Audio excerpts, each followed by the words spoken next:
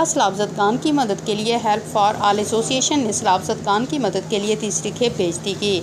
सदर help for all association Syed summer Abbas Shah Naqvi Bukhari ने अपनी टीम के हमरा सलाबत खान के लिए सामान भेज दिया, जिसमें कपड़े, कंबल, जूते, चादरें, चटाइयाँ, जाए नमाज और अद्वियात, खाने की अशिया। सदर help for all association Syed summer Abbas Shah Naqvi Bukhari ने कहा कि सोशल मीडिया ये रोज़ सलाबत खान की वीडियोस देखता है तो दिल फट जाता है। अल्लाह किसी को इतना मजबूर ना करे, कोई अपने प्यारों को ऐसे मरता ना देखे। अल्लाह रहम कर दे, जिसका जितना बस चल सकता है लोग मदद करें।